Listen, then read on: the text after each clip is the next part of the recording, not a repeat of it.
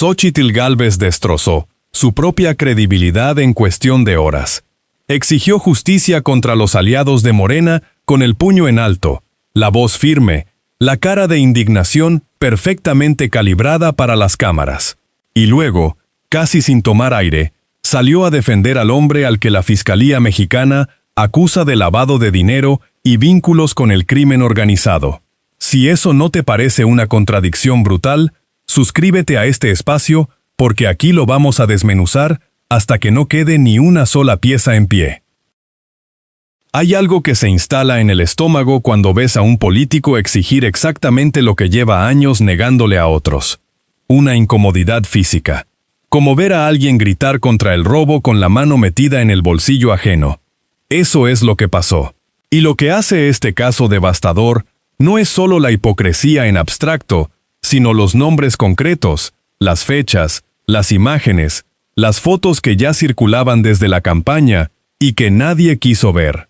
O que algunos vieron muy bien y decidieron callar. Quédate, porque esto tiene más capas de las que parecen al principio.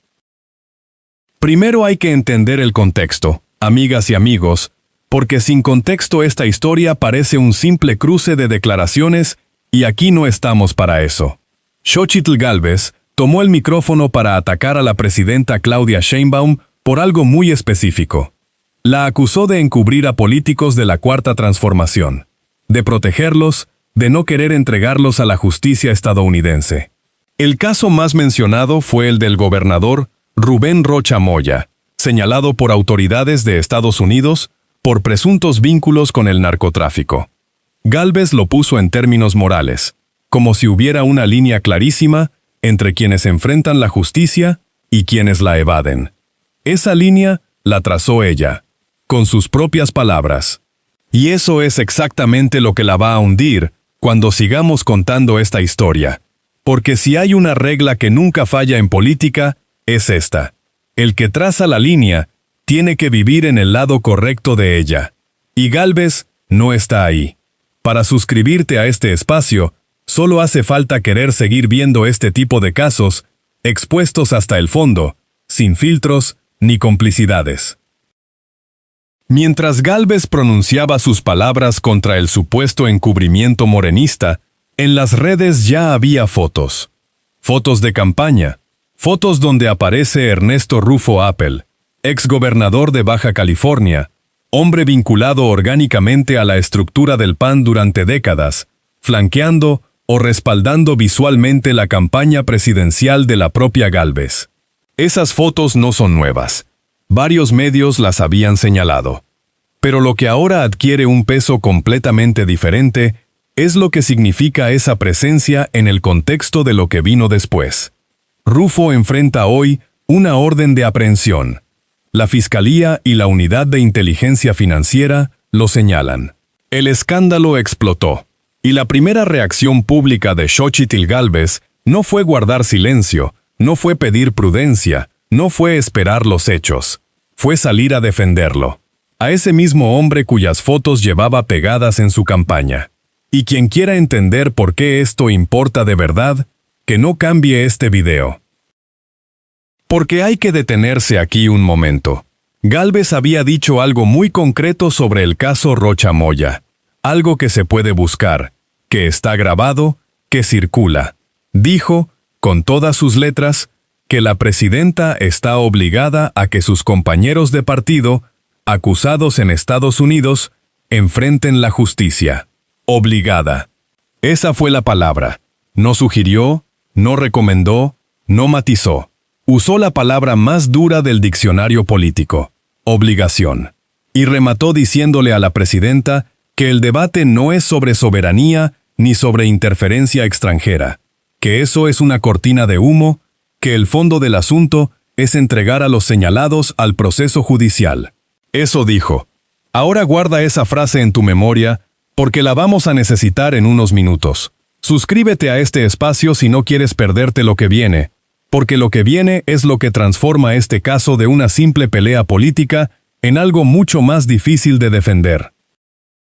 Antes de llegar ahí, hay que hablar de Francisco García Cabeza de Vaca, exgobernador de Tamaulipas, hombre con órdenes de aprehensión vigentes en México, señalado formalmente por la Fiscalía y la UIF por lavado de dinero, vínculos con grupos del crimen organizado y fraude fiscal. Esto no es especulación ni rumor de pasillo. Son cargos formales que están en el expediente. Este señor vive en Estados Unidos, donde las autoridades de ese país, tan proclives a exigir extradiciones cuando se trata de políticos mexicanos de otros partidos, lo mantienen aparentemente a salvo. Y ese mismo cabeza de vaca salió a declarar públicamente que el caso de Ernesto Rufo es una persecución política. Un hombre con órdenes de aprehensión propias, acusado de los cargos más graves que puede enfrentar un exfuncionario, usando el micrófono que le consigue el único medio que todavía le abre sus puertas, para hablar de persecución política ajena. Aquí lo vemos claro. El cinismo tiene un límite teórico, pero estos señores llevan años demostrando que no lo encuentran. Y el punto no es solo cabeza de vaca, amigas y amigos.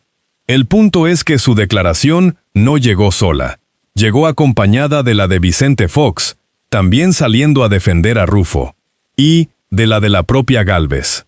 Tres figuras del espectro opositor, con tres historias muy distintas, moviéndose en la misma dirección, al mismo tiempo, con el mismo argumento, que esto es un montaje político, que Rufo es un preso político, que el gobierno fabrica acusaciones para distraer la atención.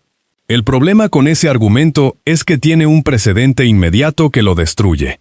Porque Gálvez no solo fue candidata presidencial, Gálvez fue senadora, y durante los debates presidenciales, ella misma, con su propia voz, calificó a Morena de narcopartido. Por eso fue multada. Por eso el Tribunal Electoral intervino.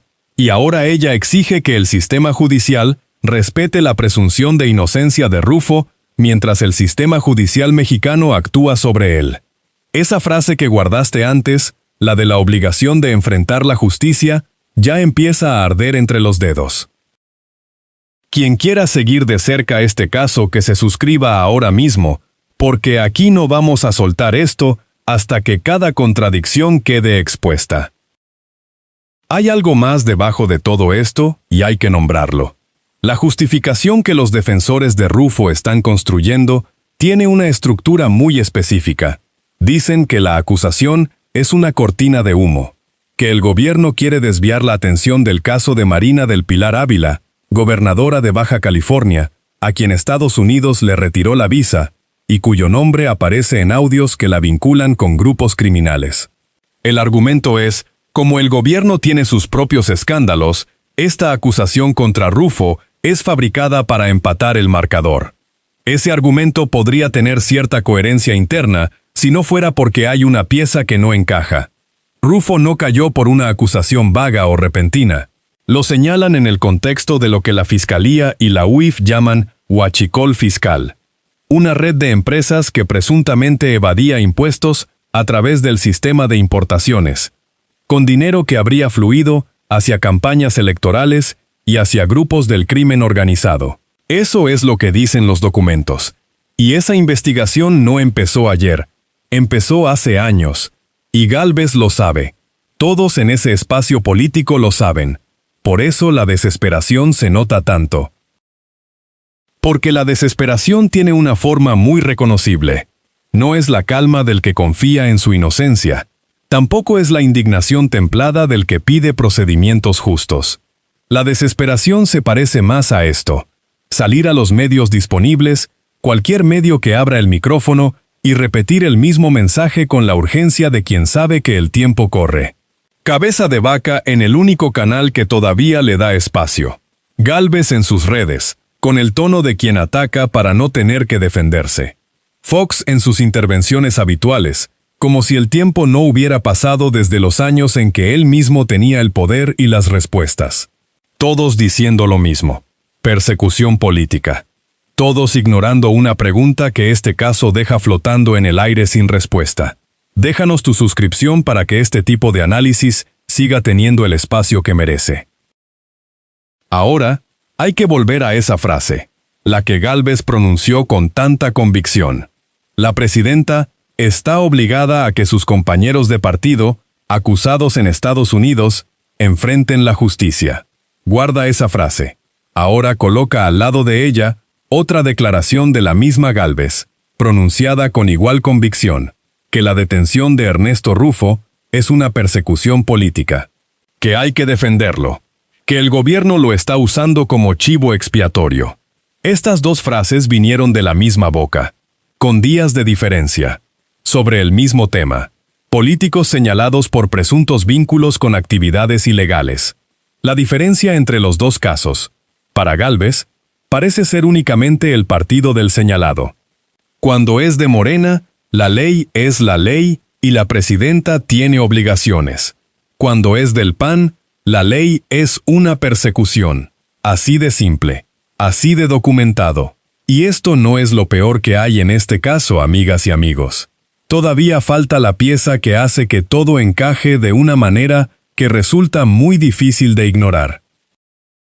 Las fotos de campaña de Xóchitl Gálvez con Ernesto Rufo no son una curiosidad anecdótica. Son la clave de por qué su reacción fue tan rápida y tan intensa. Rufo no era un personaje periférico en el entramado opositor. Era una figura central. El primer gobernador de oposición en la historia moderna de México, elegido en 1989 en Baja California, símbolo de la alternancia, punto de referencia generacional para quienes construyeron el PAN desde sus años más duros. Eso lo convierte en algo más que un político en aprietos. Lo convierte en un ícono cuya caída arrastra significados mucho más amplios. Y eso, precisamente eso, explica por qué la reacción de la oposición fue tan coordinada, tan simultánea y tan cargada de urgencia. Porque aquí no solo se defiende a un hombre, se defiende una narrativa entera. La narrativa de que el PAN histórico era la alternativa limpia, la opción honesta, el contrapeso moral de décadas de corrupción del sistema. Esa narrativa es la que está en juego, y si Rufo cae sin que nadie lo defienda, el daño va más allá de su caso personal. Por eso salen todos, por eso salen juntos. Y si quieres ver cómo termina esta historia, suscríbete porque aquí no vamos a mirar hacia otro lado. Hay además otro elemento que ninguno de los que salieron a defender a Rufo ha respondido de forma directa: la pregunta sobre el dinero. La Fiscalía habla de una red que operaba con las importaciones, que evadía impuestos y que habría canalizado recursos hacia campañas y grupos criminales. Si eso es cierto, si alguna parte de eso es cierta, hay una pregunta que cuelga sobre el conjunto de la oposición como una nube de tormenta. ¿Quién sabía qué y cuándo? Porque una operación de esa escala, si existió, no funciona en el vacío. Necesita complicidades, silencios, miradas hacia otro lado. Y algunos de los que hoy gritan persecución política estaban en posiciones desde las que habrían podido ver o habrían necesitado no ver muchas cosas. Esa pregunta todavía no tiene respuesta pública, pero está ahí, y este espacio la va a seguir haciendo hasta que alguien la responda. Ahora viene la pieza que cierra el caso, la que convierte todo lo anterior en algo que ya no se puede desestimar como ruido político. Gálvez no solo defendió a Rufo en términos generales. Gálvez cuestionó directamente a la presidenta Sheinbaum por su postura ante las acusaciones de Estados Unidos contra funcionarios morenistas, diciéndole que exigir pruebas es una forma de encubrir, que los señalados por las autoridades estadounidenses deben enfrentar la justicia automáticamente. Eso fue lo que dijo. Textual, parafraseado pero preciso. La presidenta usa el argumento de las pruebas para proteger a los suyos. Y en el mismo periodo, Gálvez salió a decir que la acusación contra Rufo es fabricada, que hay que esperar, que se deben analizar los elementos, que el gobierno actúa por motivaciones políticas. La presidenta pedía pruebas en un caso y eso era encubrimiento.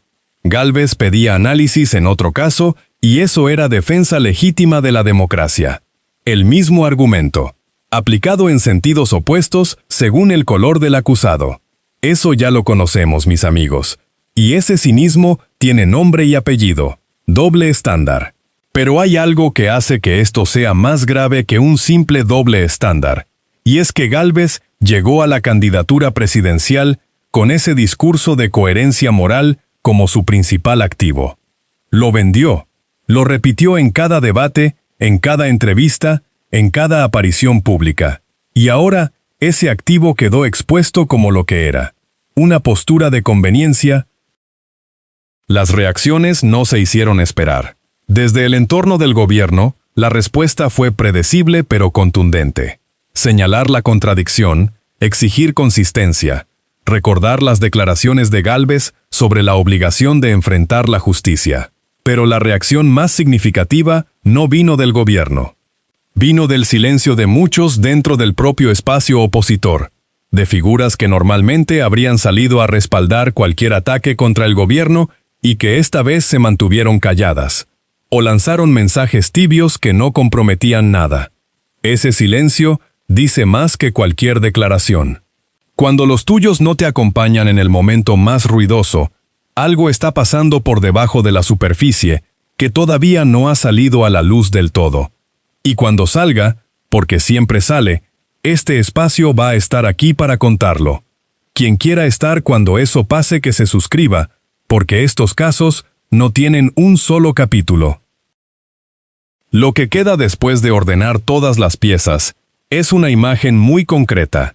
Xóchitl Gálvez, parada frente al micrófono exigiendo justicia con una mano, y con la otra firmando la defensa del hombre cuya cara aparece en las fotos de su propia campaña. Cabeza de vaca, con sus propias órdenes de aprehensión archivadas en los expedientes de la Fiscalía Mexicana, hablando de presos políticos en el único medio que todavía le abre la puerta. Vicente Fox, que gobernó este país y que tiene su propio expediente de cuentas pendientes con la historia, sumándose al coro. Y todos repitiendo el mismo mantra: persecución política, montaje, cortina de humo. El problema con los mantras es que no resisten el peso de los hechos concretos. Y los hechos concretos aquí son los documentos de la Fiscalía, las órdenes de aprehensión firmadas, las fotos que circularon durante la campaña y, sobre todo, las palabras de la propia Gálvez, grabadas y disponibles, que ahora regresa a perseguirla como un boomerang que ella misma lanzó. Hay una pregunta que este caso le hace a cualquier persona que lo observe sin lealtades de partido y sin la necesidad de defender a nadie. ¿En qué momento dejó de existir en México la oposición que exige lo mismo para los suyos que para los demás? Porque si alguna vez existió, esta semana terminó de demostrar que ya no está. La que opera hoy tiene un principio muy simple: la ley para los enemigos, el argumento político para los amigos. Eso ya lo dijo alguien hace mucho tiempo, y lo dijo, como bien lo sabes, desde el otro lado. Xóchitl Gálvez construyó su carrera política sobre la imagen de la coherencia. Esa imagen duró hasta que los papeles de alguien cercano empezaron a arder. Y aquí, lo que queda es esto: una figura de oposición que exigió con una mano lo que defendió con la otra, con las fotos de la evidencia todavía pegadas a su campaña. Mientras la hipocresía siga siendo la moneda con la que se paga el poder en este país, aquí vamos a seguir señalándola. Suscríbete a este espacio si no quieres perderte el próximo caso que se quede sin máscara, porque hay más esperando y este espacio los va a seguir contando uno a uno. La oposición que promete diferencia y entrega lo mismo. Ese es el resumen. Y ese resumen tiene cara, tiene nombre y tiene fotos de campaña.